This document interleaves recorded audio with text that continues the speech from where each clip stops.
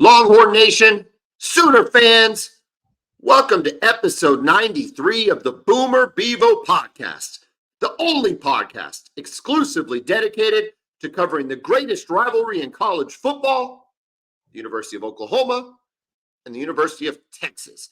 I'm here with my man, Kevin Miller. I am John Whitson. Kevin, is the College Football Playoff Committee dedicated to keeping you guys out of the college football playoff? Because when the rankings came out yesterday, all it tells me is they really like Oregon, they really like Ohio State, and they really don't like the University of Texas. Now, listen, I don't even think there's any Sooners on the committee this year, so you can't put it on us, but maybe you can put it on the crappy Big 12 for saying we don't want Texas to represent us in the final year. It doesn't make any sense to me. Oregon has a loss to Washington at home. Ohio State can't even make the playoff, if you ask me. They play no more games.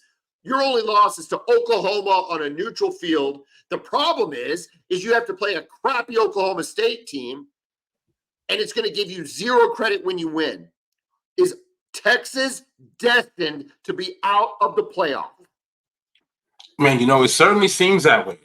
Unless Louisville somehow can beat Florida State, it just seems like we're going to be out. Yeah, the committee has been quite clear with how they feel, right? They feel like Oregon is a better team. Even when you look at the fact that if you look at the resume, Texas better strength of schedule, everything, they've got better wins than Oregon does. But, man, they just seem to really, really be on this Oregon thing, and it doesn't seem to be changing, especially if they beat Washington on Friday night. To date, Michigan has the best win in the country with the win over Ohio State. Is that correct? I would agree with that. Okay. What is the next best win? Washington over Oregon or you guys over Alabama? I mean, personally, I think it's Texas over Alabama because we went down to Tuscaloosa and did it. Washington won at home. The game was in Seattle.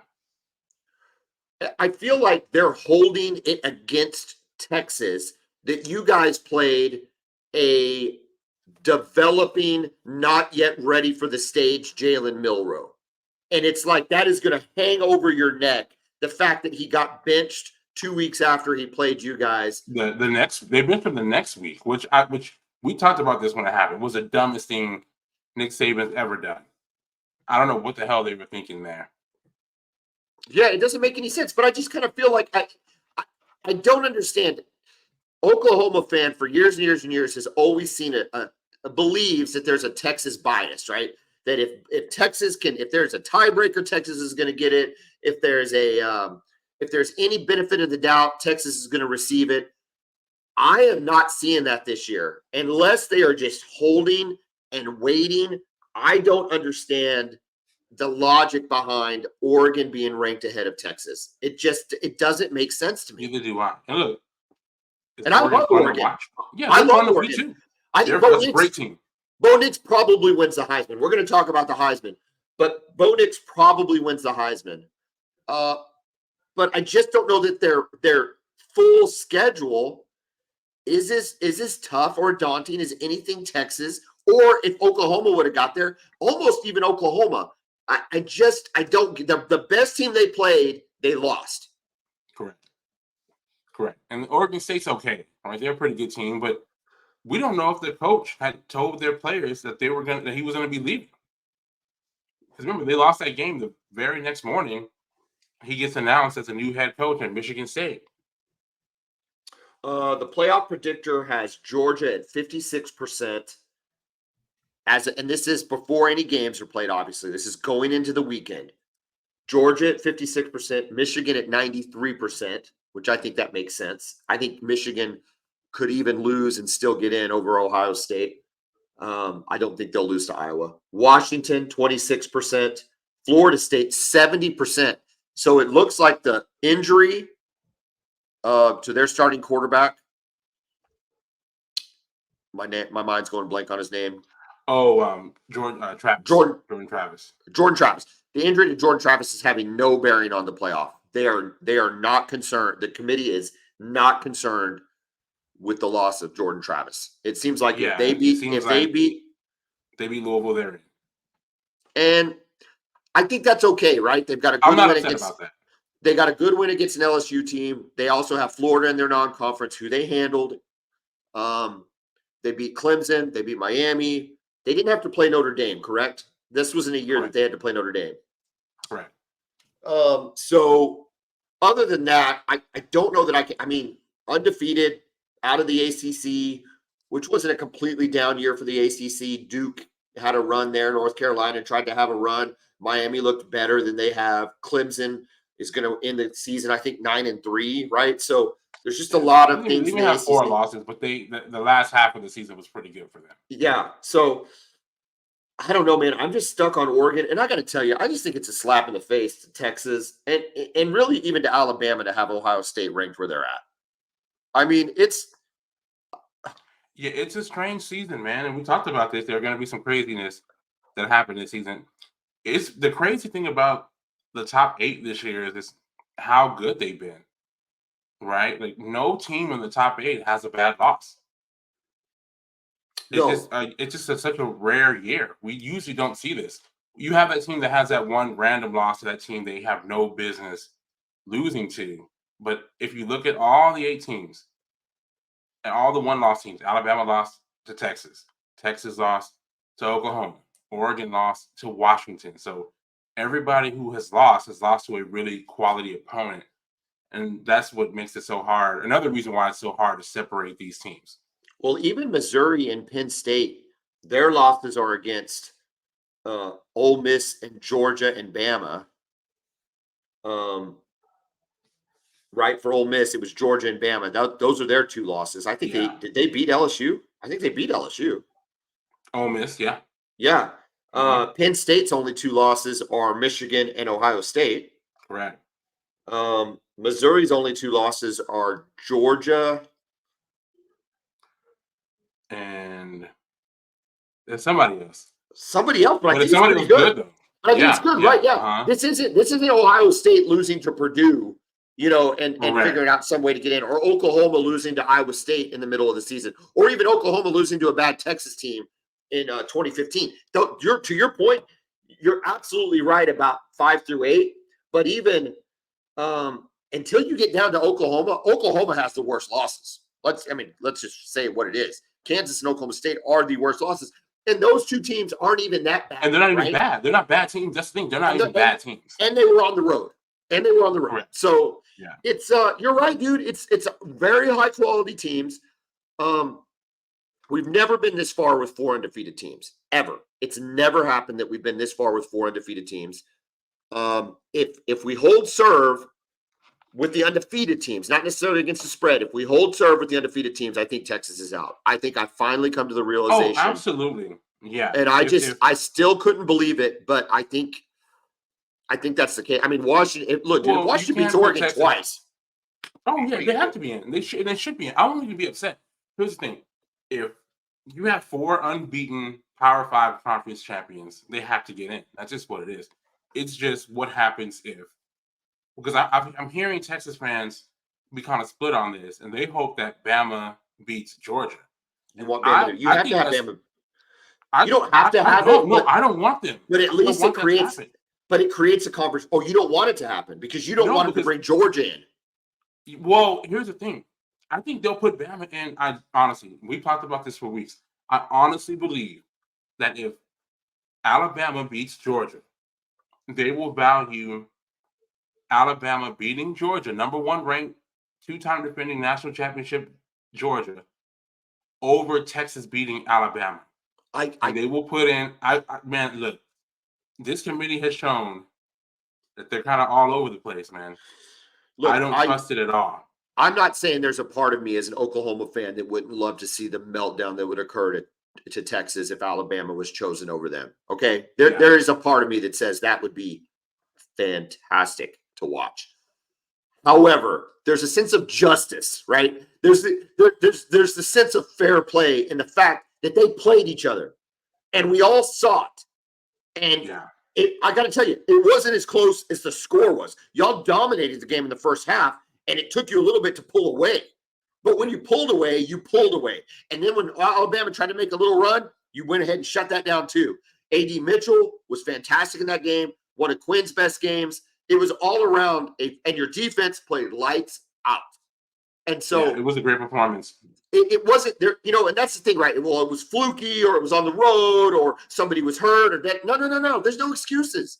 And so, again, do I want to see it happen? Maybe I do, just for the drama and the. It's entertaining. It's entertaining. I mean, if you're not involved, you root for chaos.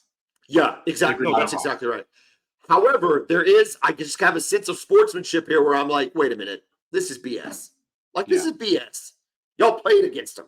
So to me, I can't get there, right? I think, again, I will say this. If they let Alabama in, okay? If Alabama beats Georgia, not if they let Alabama in. If Alabama beats Georgia and Texas wins, okay, they've got to figure out a way to get them both in. It's that simple. If they think Alabama is the best team in the country, they just beat Georgia, yada, yada, yada, they got to figure out a way to get Texas in there too. And I don't know how it happens because Michigan's I mean, I don't see Michigan losing out. I know we're going to talk about each of the games individually, but my thing is, man, my only hope as a Texas fan is Louisville potentially upsetting Florida State. I think that can happen, right? That can happen. Good, but got a backup we'll see what Louisville's about if they're up, if they're up for it. Now here's the deal. We got to keep in mind during this entire conversation, it would be remiss to say we can't just assume that you're not going to let Ollie Gordon go for 170 and beat y'all. And 3 touchdowns. They have come up with some crazy wins against some crazy losses. They are a weird bipolar team. They're one of the weirdest teams ever to make the Big 12 championship game in terms of from where they started to where they've ended. So we'll break that game down in detail. But let's take a look around the rest of the championship slate. Conference USA, New Mexico State, who we saw destroy Auburn, an Auburn team that takes Alabama to the brink against Liberty. Liberty is a 10.5-point favorite. There was talk that Oklahoma might have been targeting Liberty's offensive coordinator. We went in-house, so maybe that wasn't as real as we all think it was. But people like Liberty and Conference USA. You have any thoughts on this matchup? Not much, man. I know Liberty has had an explosive offense, but I don't know much about either of those teams. I can't begin. I think what you're looking at, though, is we go through these. Liberty has an opportunity to break into Liberty has the opportunity to break into the New Year's Six, and I think it's Tulane, and I think those are the only two, right? They've got to win pretty much. Maybe. Okay. I mean, maybe SMU if SMU beats Tulane. That's a good point. Yep. In there. Okay. The second game on Friday, or maybe at the same time, Oregon versus Washington. Okay, here's the deal. Washington played them. I thought that was one of the great games of the season. It lived up to that. We saw Dan Lanning make repeated bad decision after repeated bad decision. Many argued, a couple of us right here on the Bevo Podcast said, I think Oregon probably wins that game tomorrow, right? So we get the chance to see it again. We all wanted to see it again. We thought Washington might stumble getting to this game. They stumbled, but they didn't get knocked down. They're here. They're ready to play. Penix, his wide receivers, the whole deal. They're here to play. It's Oregon versus Washington. Washington giving 9.5. Okay? Yeah, it's pretty crazy, right? When you see you see an unbeaten team facing the team that they already beat, and the team that lost their first matchup is favored by 9.5 points. Very rare. I'm really looking forward to it, though, man. Oregon, they're going to be ready. They want to show that the first game was a fluke. But Washington and those receivers, man, they need a bounce back game, and what better time to have that than against their rival and again, Oregon thinks they're better than Washington, right? I don't think they've been shy about that. So I can't wait to watch this one. I'm looking this game up. Where's this game being played? Las Vegas. In the Dome? Correct. Legion Field for stadium. Okay, here's the only I'm going to make some excuses for Washington over the last 3 weeks. They have played in some atrocious weather. Okay. It's been outside, Pacific Northwest, rain and cold and wind and gross and deluge and the whole thing. You let those receivers, you saw them, you didn't see them firsthand, but you saw them against Texas last year in a dome, in a controlled environment. That team is fast. They're going to feel disrespected. I like Oregon to win, but the 9.5 points, let's go ahead and pick it right now. I like Oregon to win, but the 9.5 points seems like a little bit too much for me. I'm taking Washington to cover, Oregon to win. Same here.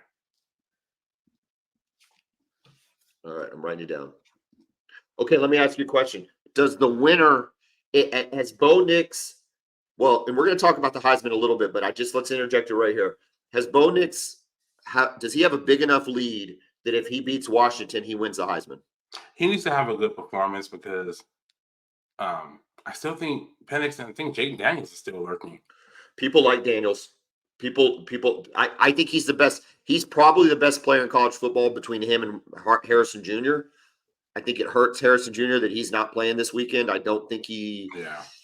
Does he make it to New York?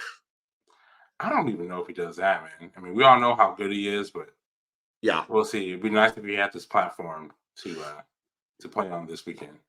Does Penix vault Daniels or Bo Nix with a impressive 400-yard, 3-touchdown? We've seen this before in 2018 with Kyler Murray, right? He wasn't really being talked about seriously as a Heisman candidate, and then he comes out in the Big 12 championship game against Texas and has an incredible game throwing the football from in the pocket, and next thing you know, the next week he's winning the Heisman. So yes, I think he can. If he has one of those crazy games, especially if Washington wins, he absolutely can win it.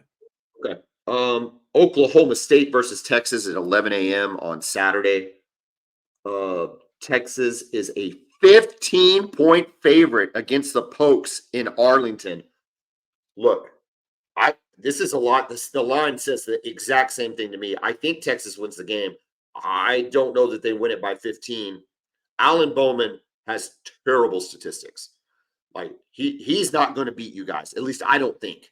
I don't think he's going to beat you guys. Ollie Gordon, though, Offensive Player of the Year for the Big 12. We're going to go over some of those awards, but Offensive Player of the Year for the Big 12 had a heck of a year. He's a heck of a running back. You've had about 3 or 4 days to digest this. Do y'all have what it takes to stop him and stop Oklahoma State, cover this spread of 15? I think we do, actually.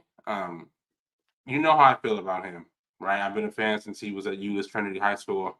Wanted Texas to recruit him more heavily than they actually did.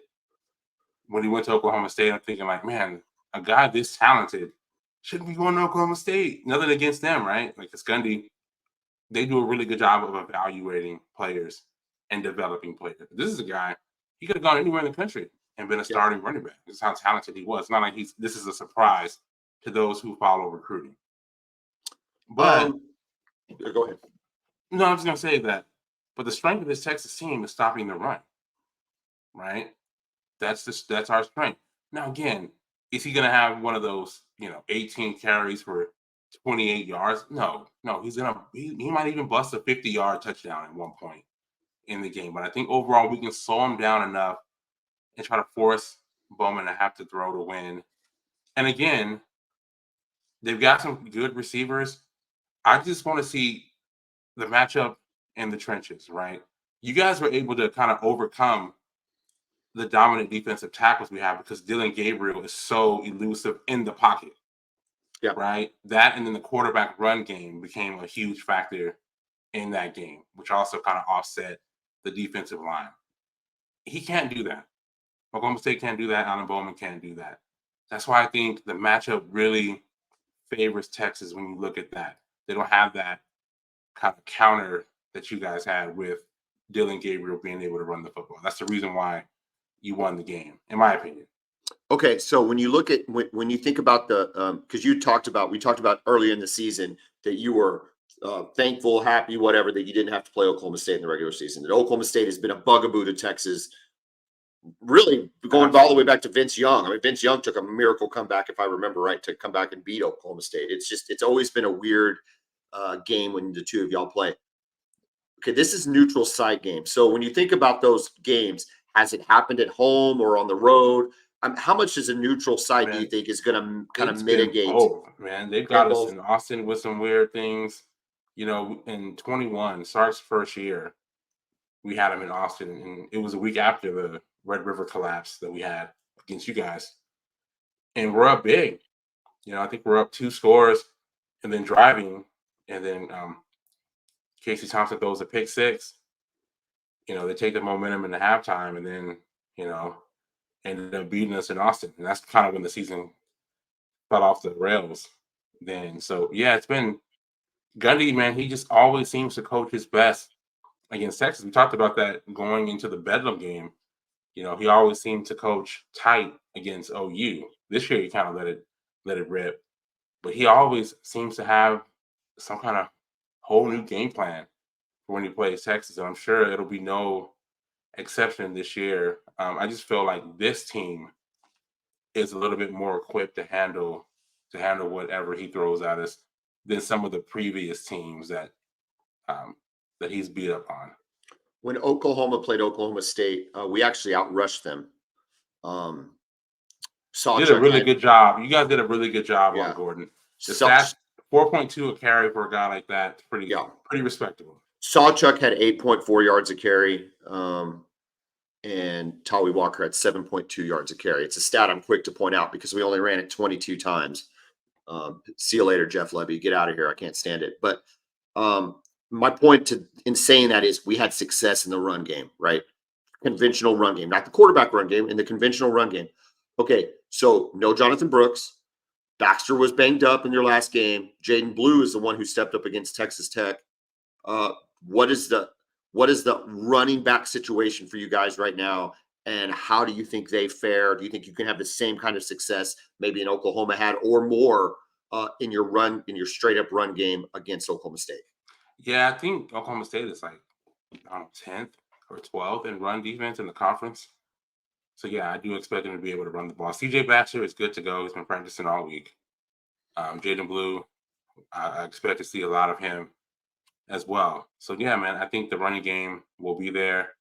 I think we'll take a few shots down the field. You guys were able to get down the field against them with your guys. I think we'll be able to do the same. I'm looking for a big Xavier Worthy game, a big A.D. Mitchell game, JT Sanders as well. But I would love for us to run the ball, 35, 40 times. We'd love to see that. You take a look at Oklahoma State and following their monumental win against Oklahoma, they go down to UCF and lose 45-3. Maybe some circumstances, hangover from the Oklahoma game, weather, whatever, but still, dude, they just got demolished. Then they have to play a Houston game where, by all rights, Houston should have won that game. They were up the entire game. Oklahoma State pulls a win out on the road. And then a BYU game, which was very similar. Although, I got to tell you, I never felt like, we talked about this in the last one, I never felt like Oklahoma State was going to lose that game. Same here. Even when it was 24-6, I'm like, this isn't over yet. Yeah, everything good happened to BYU in the first half, and I just didn't think they could continue that momentum. However, though, they were close. And BYU is a 5-7 team. Houston is likely to fire their coach if they haven't already. I don't know. Is Holgerson fired? I haven't heard. I've heard that they're expected to fire him. I don't know. Okay, right. So BYU goes 5-7. They almost lose to a team that had their coach, and UCF, who has a losing record, they lost to 45-3. I say that to say, if you get up, do you think you can maintain the lead against them, unlike the last two teams did? I think so, man. If the team has that same mindset that they had against Texas Tech, I'm not saying we're going to beat them 57-7. But if we just keep being aggressive, just keep doing what's working and not switch it up, I think we'll be okay. Okay, we'll come back to a little bit more of this game, maybe just depending on how everything goes. But Oklahoma State, Texas, the line is 15 to Texas. Kevin, I'm going to let you go first. And you know what? Everything about this matchup normally will say no way that we cover. But I think that we're on a mission, man. I think we're on a mission to win. When we talked in our season preview before the season started, I said the goal was to win the conference, and this is our opportunity. So I think they're going to go for it. I think they're going to pull away late. It'll be close, and they'll pull away late.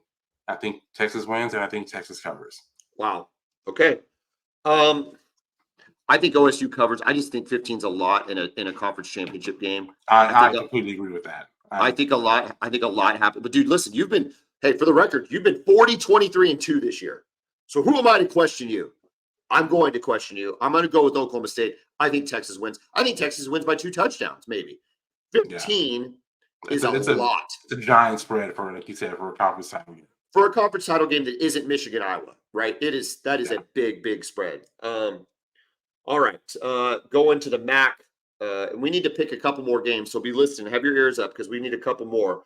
Obviously, there's a big one out there that we'll pick. Miami, Ohio versus Toledo. I know nothing about these two teams except that they're both from the state of Ohio and they're in the MAC. Toledo is an 8-point favorite. Do you have anything on the Toledo? None whatsoever. When I think of Miami of Ohio, I think of Ben Roethlisberger. Yeah, is he still playing for him? I don't think so. Nope. Okay. All right. Been about 22 years since he played there. At least 20 years. Boise State versus UNLV and the other talked about offensive coordinator that Oklahoma was considering. UNLV is a 2.5-point dog. This is in the Mountain West. Boise State actually fired their coach a couple games ago and still made it to a conference championship, which is pretty impressive. When you said that, I'm like, Boise State made the title game when they just fired their coach, Andy Avalos. Yeah, and still made a conference championship game. They could still win the Mountain West. It's pretty crazy. The UNLV, do you remember the coordinator's name there? It escapes me. Yeah, Brennan Marion. He was at Texas last year. Okay. The interesting thing about this guy, and I think one of the things that probably maybe kept him from getting a more serious look from Oklahoma, is he has literally been at a different job every year. Yeah. He's been at a different job every year. I'm not saying that there's anything inherently wrong with that, except that you just don't ever really have a track record of like development or improvement or even recruiting. Like that's just really, really hard, I think. And so maybe if he stays at UNLV another year and has the same level of success, starting with this game, he can make that jump. But I just thought I think that's a little tough. 1 year after year after year after year. I mean, that's crazy. Yeah, he's moving up though, and you get these job offers, you got to take them. I don't blame him. I just think it might keep him from getting the next, anything this year. But man, I could be wrong. I mean, heck, they pay people all the time. So, but I just think at the University of Oklahoma, it's like, okay, but what have you done, over a 3-year period where you've had to recruit? Yeah, it's a bit of a risk. They've had to be your guys. Yeah. And I completely agree. So think about that game. We might pick that game.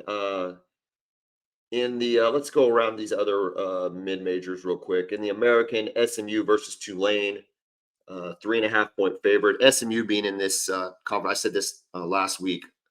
SMU being in this conference championship game looks a whole lot better for Oklahoma than it did when we struggled against them in Norman at the beginning of the year. Tulane is now the second year in a row where they're playing for a potential for a New Year's Bowl bid. They beat USC in a New Year's Bowl last year. You know what, Kevin? Did you know Oklahoma has Tulane on their schedule next year? No, I didn't. Yeah. So we have to play Tulane, right? We play Tulane right before we open up SEC play against Tennessee. Now, remember, you guys had it was supposed to be a home and home against them. You had the home game. Then they had the Hurricane the next year. So they had the home game actually played in Norman. You remember that? Yeah, it was like and we struggled. We struggled. It was weird seeing their logos painted on your field. Yeah, we struggled, and that was not a good Tulane team. Like we all thought it might be. I mean, we gave the guy practically the Heisman after that game. Yeah, no, we were really good that game. First sign about Lincoln Riley not being very good. But anyway, SMU, Tulane, we might pick that one because I think we know a little bit more about those two teams. App State versus Troy. I got nothing for you. -6, except for Troy's in Alabama, correct? Correct. Yeah. I just think that's home of DeMarcus Ware, Hall of Famer. Pretty good player. One of my favorite players of all time. Pretty good player. Louisville versus Florida State. We've talked about this. Kevin, Louisville. This is a big one, man. Dude, Louisville's 10-2. Is that right? Uh-huh. So they're not a bad team. And to lose to a Kentucky team on the road, kind of a rivalry environment. It was at home. Oh, it was at home? Okay. Yeah, that game was in Louisville. But still, rivalry environment against an SEC team. It's pretty good. It's not the end of the world. It's not like, again, what we talked about, not terrible losses here. Do they have any chance of beating Florida State with Florida State? Because you need this game. This is the game for you guys. It is a game for us. We're going to pick There's a chance. We got to pick this Now, game. I'm putting it down. I'm not going to be all anxious about it because I don't expect them to win the game, right? But it would be cool if they did, right? They obviously did a lot right to get to this point, and they beat Georgia Tech, they beat North Carolina State, who ended up being a good team. They beat Notre Dame by 2 scores, 33-20. They shut out Duke, who's been a pretty good team as well. So they've had a great season. They beat Miami, Miami's decent, right? They've got good players, that's for sure. That loss to Kentucky really hurt them. But yeah, they've got a chance, right? And again, Florida State's playing with their backup quarterback. They've got guys. Florida State has athletes everywhere, right? Mike Norvell's done a really good job of developing this roster. He's a solid, real quick. He's a solid coach, isn't he?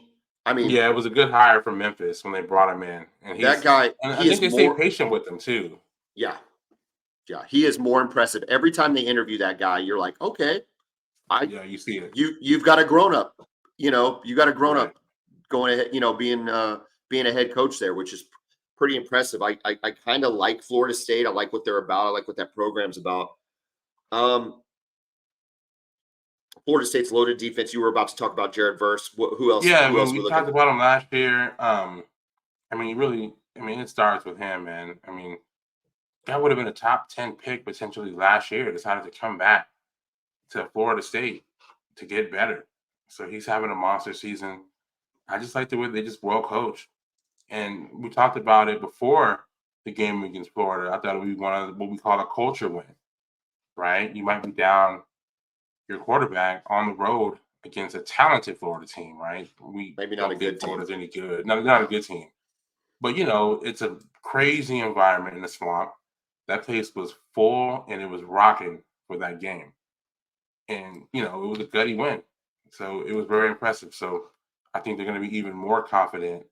But you never know, man. When you've got the backup quarterback, if they come out and Louisville forces a couple of turnovers, puts it in a position where the backup quarterback has to throw the ball. You never know. But, okay, man, So we're going to pick this game right now. Here's the deal, right? This pick means a lot, right? Because if you pick them and jinx them, maybe you give Texas a chance.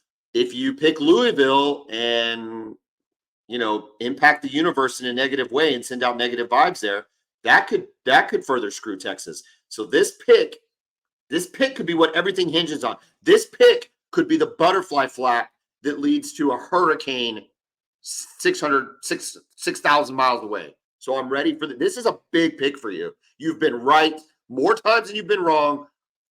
I can't wait to hear this one. I'm ready. What's the line? 2.5. Florida State is a 2.5 point favorite. Okay, I'm going to go with Florida State to win and to cover. Wow. I hope that doesn't happen. I hope that Louisville beats them. I don't care about how many.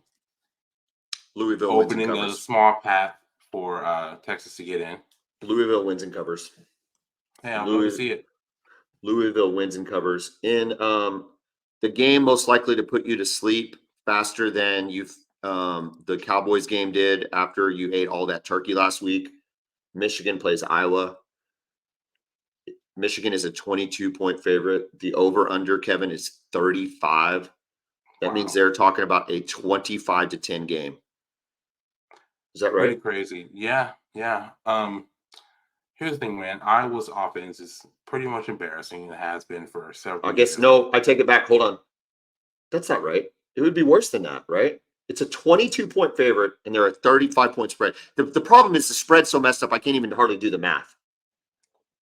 So it'd be like you 20 to 12?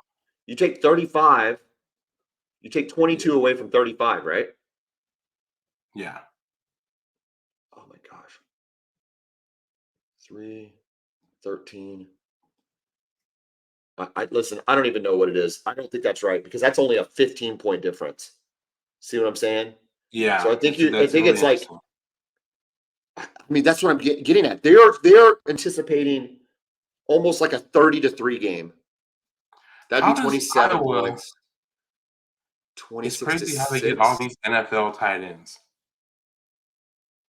28-6. 28-6. That's the score. They're saying it's going to be a 28-6 game. Yeah. 28-6.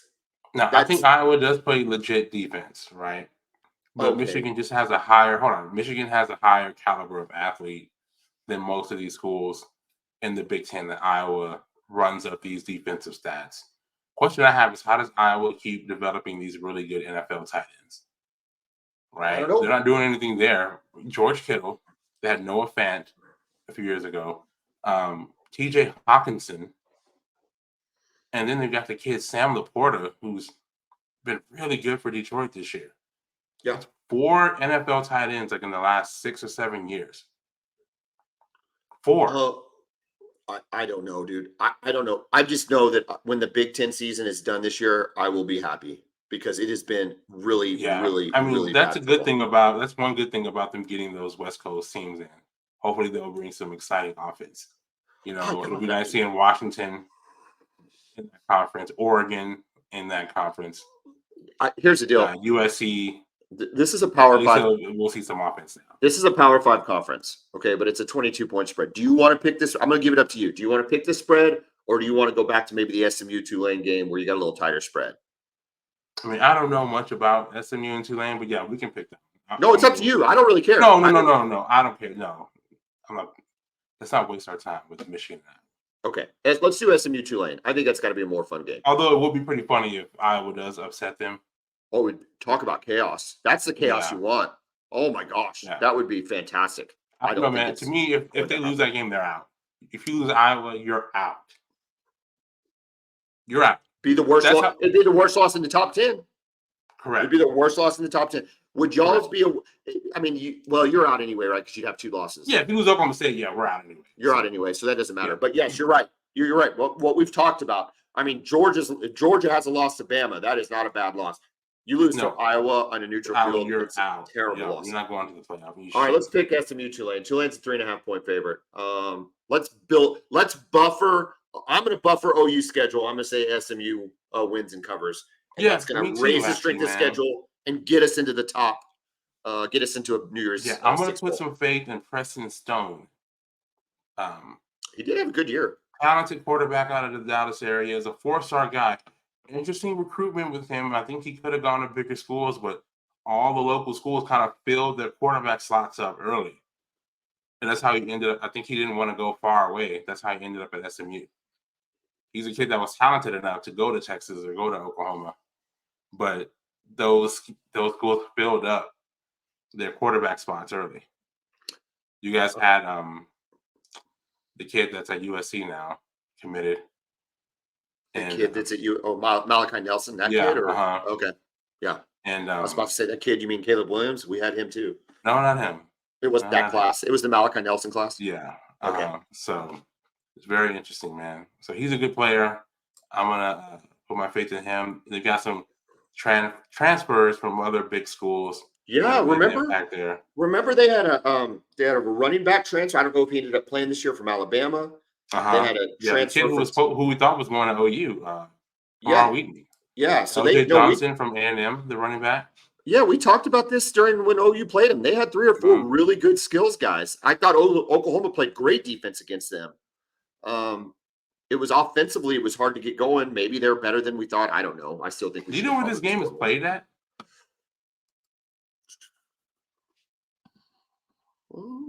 It's the American Conference, right? Yeah.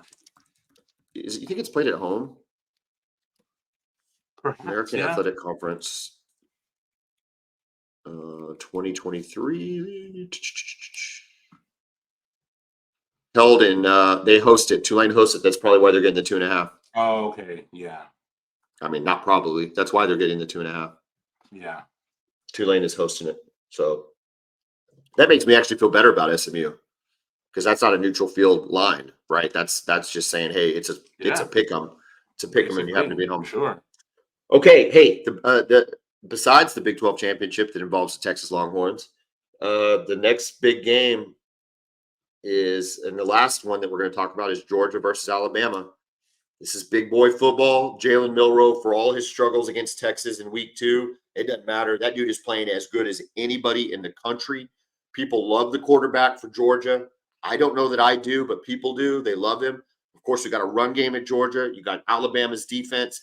This is good on good. This is what SEC football is all about. It's going to be played in Atlanta.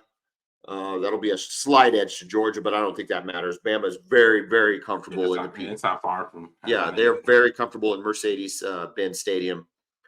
5.5-point dog, though. I don't know how many times, at least in recent history, that Nick Saban has been an underdog in the SEC championship game, especially by as many as 5.5. Any game for that matter.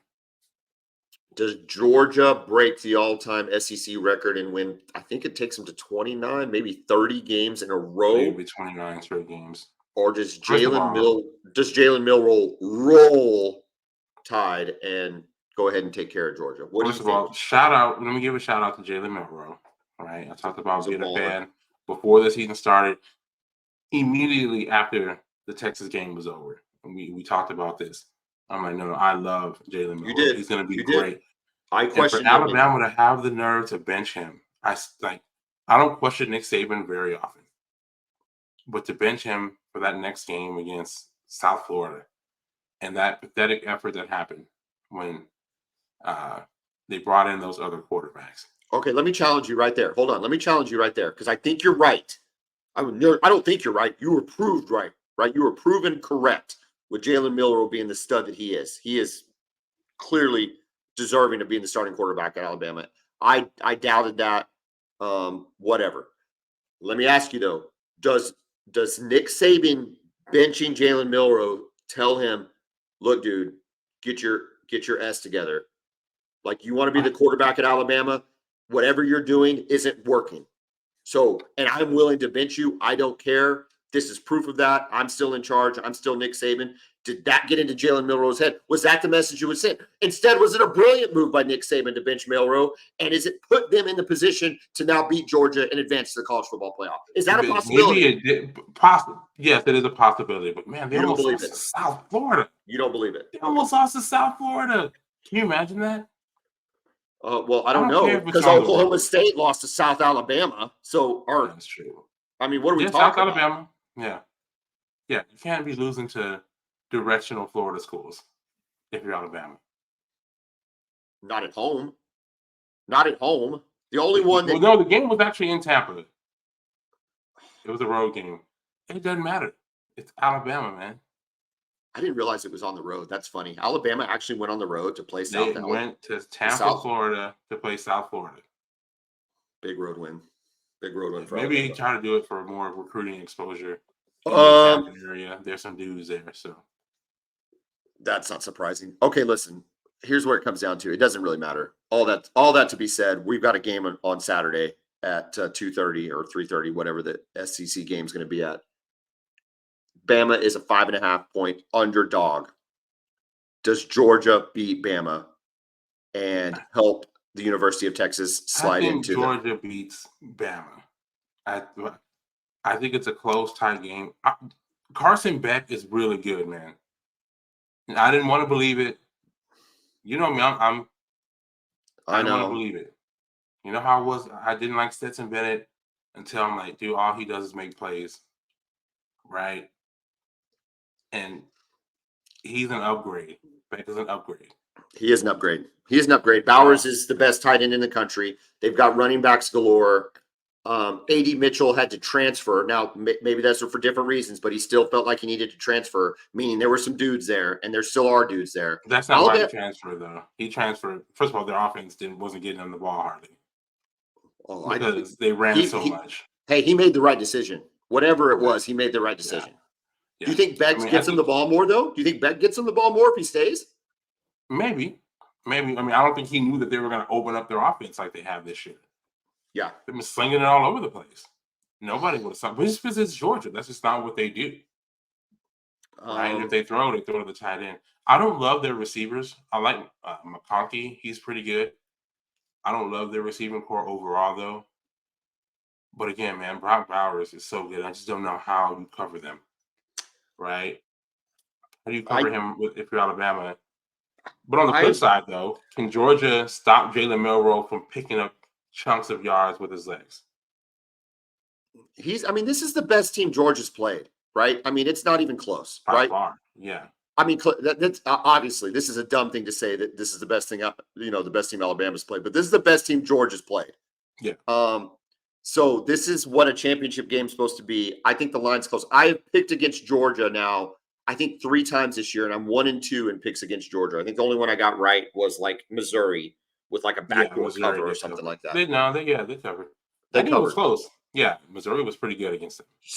I'm going to pick Alabama to cover. Alabama to cover. I don't know if they win, but I'm picking Alabama to cover. What do you got?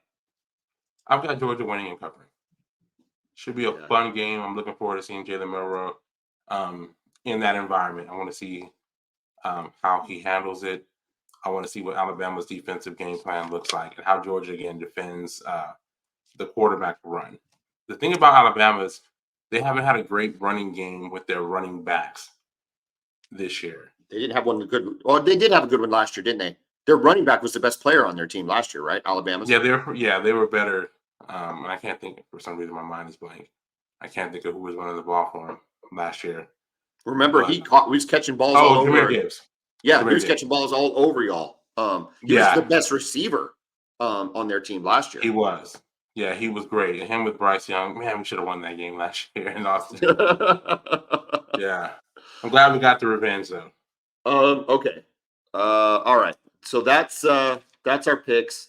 You've got Texas, Georgia, Washington, Florida State, SMU. I've got Oklahoma State, Alabama, Washington, Louisville, and SMU against the spread. I think straight up, Texas wins. Straight up, I think Oregon wins. The Louisville Florida State game is the one that's scary for you guys and for the country and for the playoff committee. Anything can happen in that game. That line is very close. Golly, I don't know. I picked Louisville to win and cover, so I'll stick with that. I'll say Louisville wins. Michigan beats Iowa. We know that. All right. Before we go on, we got to thank our sponsor, Brown O'Haver.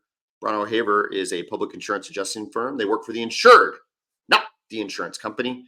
So if you've had a loss to your home or your business from a fire, wind, theft, tornado, vandalism, anything that you have to file an insurance claim on, you want to give Brown O'Haver a call at 405-735-5510. Wherever you listen to us, we can help. If that's in the state of Texas or the state of Oklahoma or around the country, give us a call. Brown O'Haver, 405-735-5510. Kevin, unfortunately, the University of Oklahoma does not get to talk about football games this weekend, which really, really, really, really sucks. But the news from is that in the last episode, we talked about the likelihood of Levy going to Mississippi State. That did officially occur by Sunday evening. We talked about potential candidates to replace him. It doesn't look like they have landed on Seth Luttrell as the play caller and co-offensive coordinator, and John Finley is going to remain as the tight ends coach and additionally be the co-offensive coordinator. Seth Luttrell specifically, I think, just has a great resume. He was at Tech for 3 years under Leach, Arizona as the running back and the offensive coordinator, where he was the tight ends coach for Rob Gronkowski. Got to work under Wilson for 2 years at Indiana. He was an assistant head coach, offensive coordinator at North Carolina for 2 years, and then a head coach at North Texas for 6 years, where I thought he actually did a really, really good job.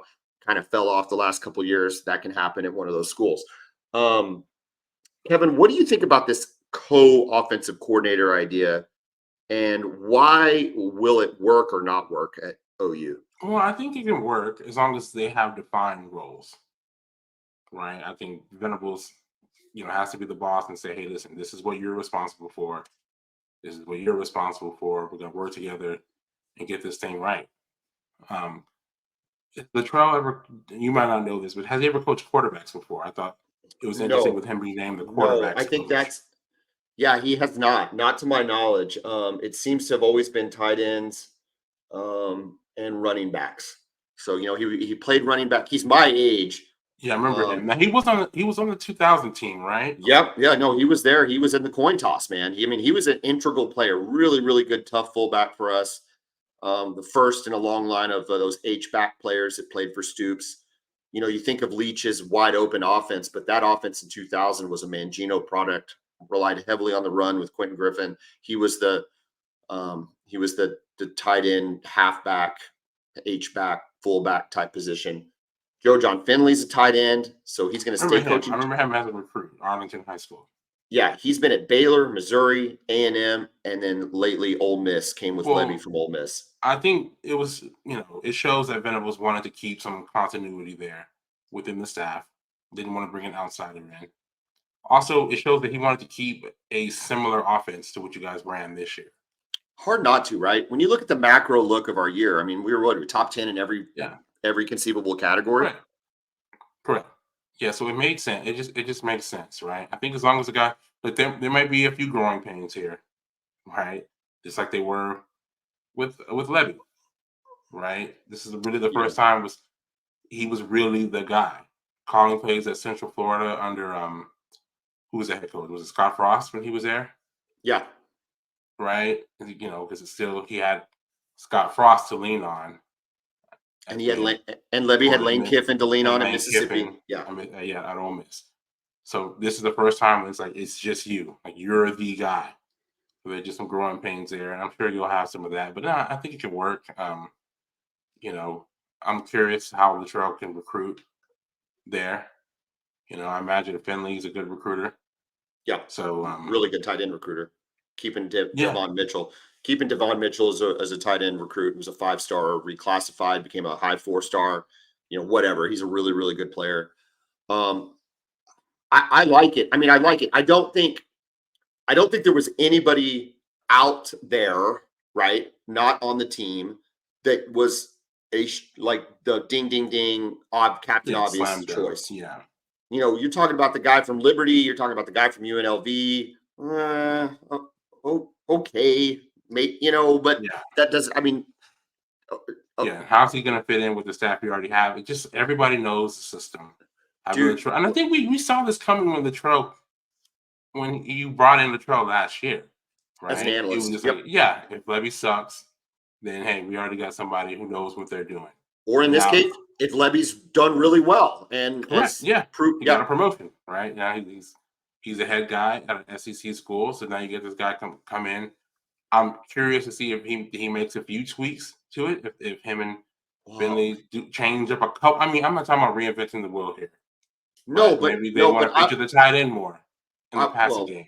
First of all, I want to the things that I want to see are the things that I would hope that these two guys also want to see just based on their experience. Tight end play, absolutely. Devon Mitchell is a weapon. Okay, he's a really, really good player. He'll be a true freshman, maybe not ready to compete in the SEC year one, but maybe we can go out and get somebody in the portal. But anyway, yes, high on the tight ends. Number 2, Seth Latrell was a running back. Like we've got to run the ball. We got to run the ball in the SEC and tempo when we need tempo, and then think about your defense when we need to think about the defense. Like we've got to have a balance. We've got to be able to run an offense when it's not all gas. Right. We talked about that with Sark. Sometimes he doesn't have a good feel for the game. It's like, hey, you don't need to run tempo here. Right. This is when you slow it down here. So hopefully they can all work together and make it work. Because you have something here. You've got a very talented young quarterback who I think is going to be taking the reins next year. Right. I mean, Dylan Gabriel's gone. It just seems like the staff is ready to move on. Right. From what I read, they kind of talked about it. Yeah, I was. Venables said some press conferences early. It's like, this is going to be Dylan's last year here. I was on the radio with Toby Rowland this past week on the ref, and we talked about that. And listen, dude, Dylan, and I said this on the last episode, Dylan Gabriel had better stats than Caleb Williams. Okay, if Dylan Gabriel wants to stay here, I don't know why you're turning that down. Okay, I think Jackson Arnold is going to be fantastic. We've seen arm talent from him. We've seen really good moxie, good decision making. I think he's going to be great. But it's just like Quinn staying another year for Texas. Are you telling me? Yeah, everybody wants to see Arch. You'll take another year of Quinn. I will take another year of DG if Seth Latrell says, you know what, dude? You sure you don't want to go? You sure you want to stay? Like, I don't know why we, as a fan base, are so quick to want to push DG out. to have a 6th or 7th year quarterback in your first year in the SEC in those environments, I don't know, dude. Is Jackson Arnold that much better? Because listen to what I'm saying. Better stats than Caleb Williams. Is Jackson Arnold a guaranteed better stats than Caleb Williams guy next year? I don't think it's guaranteed. No, I don't. And again, like you said, the experience matters, right? If we look at these, we talked about this We talked in about Bo the past Nix. few We weeks. talked about We Bo talked Nix. about Michael He's Penix example too. one. Yeah, Jay, you're these are example one and all two. fifth year, at least 5th year guys. Bo Nix, 5th year. Same with Penix. He might be a 6th year. Yeah. Jaden Daniels, 5th year. 5th year Yep. guy. So experience matters. Experience matters. So we're seeing that at the highest level. So I don't know, man. We'll see. The staff might just be ready to move on, man, for whatever reason. They feel like the upside is higher and look, the upside is higher. The upside's higher. Yes. With Jackson Arnold. And here's the thing too, man. You might have made some promises to Jackson Arnold, right? Yeah. You might have made some assurances that say, hey, look, I'm here and then you're the guy. I'm going to trust BV on this deal. Going from 6 to 7 to 10 and 2, he's earned the right to make the decisions that he feels like he needs to make to continue the progression of the program, right? Do you think Levy is recruiting Dylan Gabriel? You think he would want him at because the Will Rogers kid's already in the portal, right? Yeah, he in the portal. Yeah. He's crazy if he at least didn't send him a text message, right? Yeah. So I mean, if OU is ready to move on, it's kind of the perfect scenario for everybody. Not that Jackson Arnold or not that Dylan Gabriel wants to live in Starkville, Mississippi. Who does, really? Right? When he's from Hawaii and lived in Orlando and was on the way to UCLA. So DG though is one of those guys that if he transfers, which we think he's going to, and he would think he's going to play one more year, I guess not declare for the draft. He's one of those guys, unless he goes to SC, I'm rooting for him.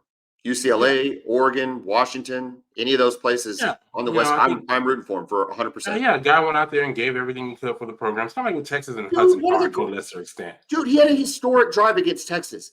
Those things go down forever. And you can't ever take that away. And then, I don't know. All right, real quick, we're running short on time, but I want to hit on these real fast. Big 12 awards. Ollie Gordon, Offensive Player of the Year. Your boy, T'Vondre Sweat, Defensive Player of the Year. I think well-deserved. I don't know that there was even a close second. Stutzman was kind of pushing towards that, but he fell off after getting hurt in the Kansas game. I think if he would have stayed at the same level he was throughout the year, I think you could have made an argument for Stutzman. But I agree. But no argument. Yes, Sweat was just so dominant and consistent throughout pretty much every game. AD Mitchell, Offensive Newcomer of the Year. This one surprised me a little bit. Anthony Hill Jr., Defensive Freshman of the Year. I don't know who else is out there though, right? If you look, it's up on the screen if you can see it. He was co-defensive freshman of the year with Ben Roberts from Texas Tech, who I am not very familiar with. Okay. I didn't. You know what? I didn't even realize that. I was just kind of going through them real quick. That's interesting. Yeah. And then you got Byron Murphy, Defensive Lineman of the Year at Texas. It makes sense, dude. Texas was the best team in the league this year. It makes sense that they're going to have as many on there. Weird one on there. We just got to mention it. Mike Gundy getting the Coach of the Year. Listen. His third time winning it. He set his own curve. Yeah. Okay? He set his own curve. He's the reason they lost to South Alabama. Like, absolutely. His decisions. Not playing Bowman, clearly the best player. Not featuring Ollie Gordon, clearly the best running back in the country. Like, he's the reason the improvement happened. Okay? Yeah. Like, I don't know how you reward a coach for leaning into his own ineptitude. It doesn't make sense to me. I don't get it. I don't know if Sark wins it. He was predicted to win the Big 12. Okay, maybe Sark should have won it. BV, I think turning a 6-7 team around to 10-2, going over, having a big win against Texas, potentially playing in a bowl, I think might have had a better argument. Not that Coach BV is coaching for champion or conference Coach of the Year. I just think Mike Gundy, what a weird choice. Weird dude, weird choice. I agree. Like you said, I agree with everything you said. He started off. These were his decisions to play 3 quarterbacks in a game through the first week, Yeah. and to give Ollie Gordon 17 carries combined over the first 3 games of the year. Yes. What? How Yeah. is that even possible? Was he coming off an injury? I don't think so. No. It makes absolutely no sense. Yeah. Looking at the team here, I mean, we got Dylan Gabriel, I believe unanimous choice at quarterback. I feel Yes. that's completely deserved. Yep. Ollie He was. Gordon, also unanimous. Yep. Two best At players. running Yep. back, Two Todd best Brooks players. gets the yeah. Todd Brooks gets the first team nod. I was hoping Jonathan Brooks would get that, but he went down with the injury, kind of knocked him down to the second team. I mean, Ben Sinnott from Kansas State at the fullback, he's had a great career. He's been really good for them this season. Mm-hmm. Javon Baker, I think you guys saw how talented he was when you played him. When he came to Norman, he was also really good against Oklahoma State. Drake Stoops, man, what'd you think about that? I'm sure you guys He were had happy to to have see it. that. He had to. I would not have predicted at the beginning of the year. I would have. No, If somebody would have said, I would have said, "Oh, it's got to be a Farouk or yeah, Andrew Anthony. Andrell Anthony." Somebody like that is if they break into it, well deserved. I mean, he was the best. Well, I mean, the numbers make an argument that he was the best receiver in the conference. I think you might go with Worthy for the dynamic, athleticism that he's got. But boy, if you needed a big catch, dude, he just had a hell of a year. He really absolutely had a hell of a year, and it was a lot of fun to watch. Correct. Now remember, this is Xavier Worthy was first team All Big 12 as a true freshman. He was second team last year and then first team this year. So just an amazing career for him. Yep, and At he's gone, right? receiver. He's gone, right? Correct. Yeah. Yeah. I don't expect to see him back. He hasn't declared yet, and nobody will likely declare until Yeah, after especially if they make they might if in let the you know. playoffs, you're not going to They hear might anything. let you know it's their last game. They might let you Correct. know it's their last game, but Correct. what do you think about him also getting punt returner? Yeah, he's been great. He's been great at the punt return game. Bert This Auburn, season. was he the best place kicker in the league? I Oh guess I man, didn't he's been realize great. that. He hit 19 straight Oh, dude! right Listen, now. Yeah. what a joy it must be to have a place kicker you can Hey, count we've on. had some shaky kickers over the years, man. So we've also What a had some really good ones too. But what a man, luxury. he's become very, very reliable. Kelvin Um, Banks from Texas at offensive line.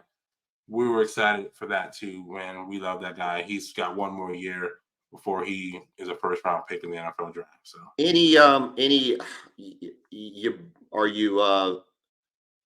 are you bummed that AD Mitchell fell to the second team, or you think that's about right? No no, I argument. get it. No, I'm not. I'm not upset about that. I would have liked to have seen um, Jade Barron on the first team. I think he's just a dynamic player at nickel. He can do everything. He can Oh, stop we're the on run. He you're can talking cover. about defense. I'm Yeah. talking about on defense. Offensively, Yeah. no, I'm not upset about. I Who understand. over like maybe the West Virginia kid or the kid from Kansas? Is that what you're thinking for Yeah, I mean, I like Kobe Bryant.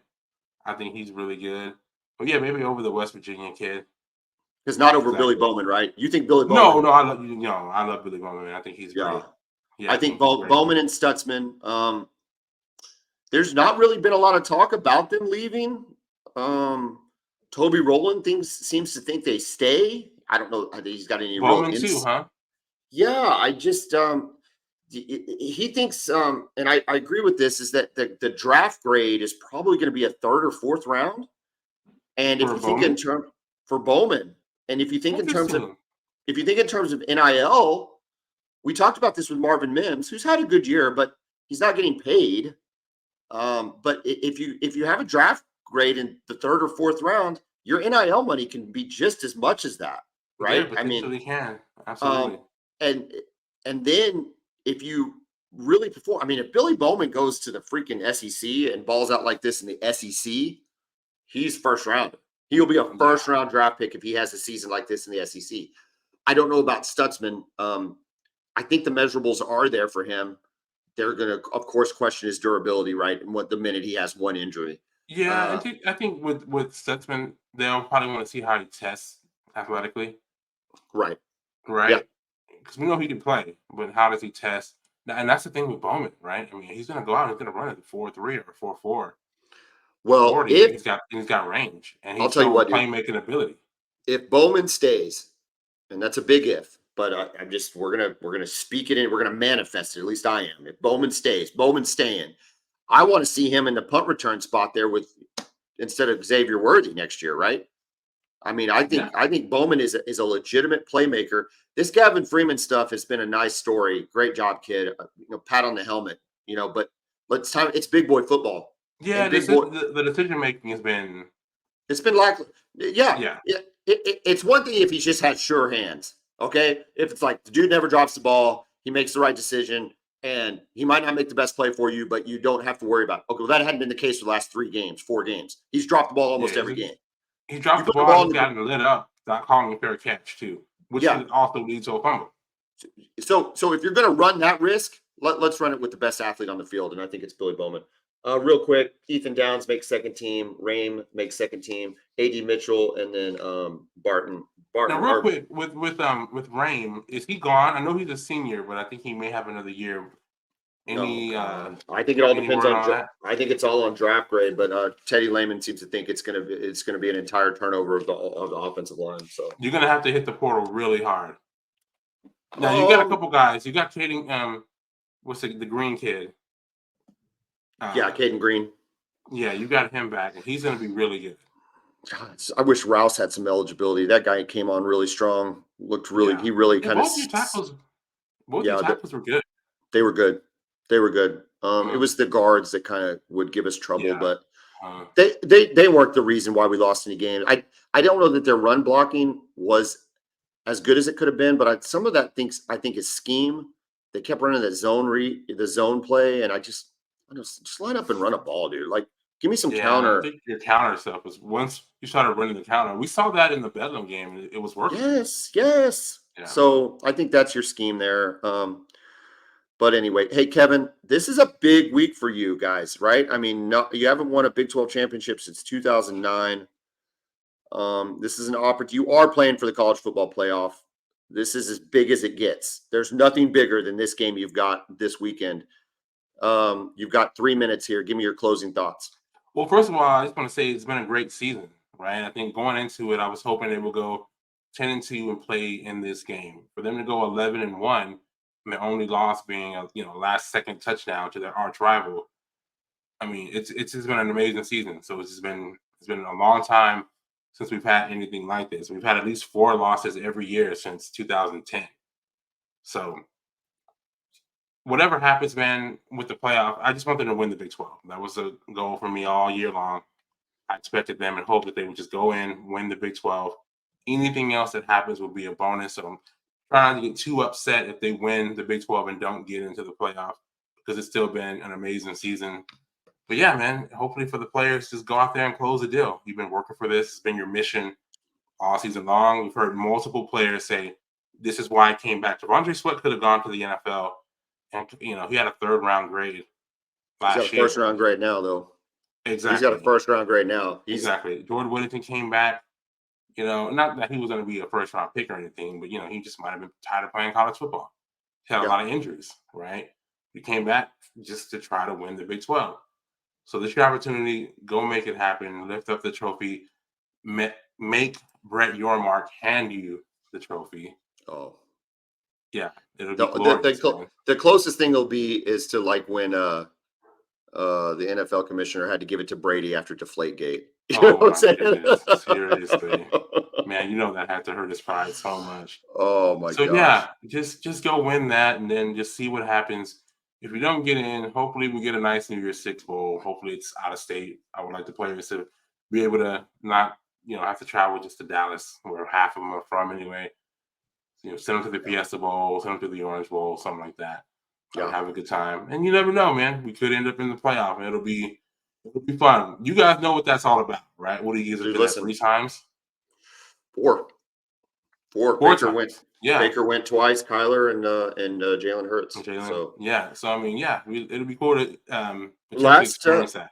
Last Big 12 game for either Oklahoma or Texas occurs on Saturday. It's the Big 12 championship. It's Texas versus Oklahoma State. The Boomer Bevo Podcast is officially predicting Texas to win, and I'm not going to watch the game because I cannot stand to watch either of those 2 teams for that long. but I am rooting for Oklahoma State to lose. So there you go. That's the final word. Kevin, another great show. You killed it. Congratulations on making it this far. Because you are one of my very best friends, I'm going to say I'm rooting for you, Kevin, to have a good Saturday because I like you. I don't know that I can root for anything else, but I root for you to have a good Saturday. Everybody else, enjoy championship week. Kevin, have a great night. Boomer. Okay.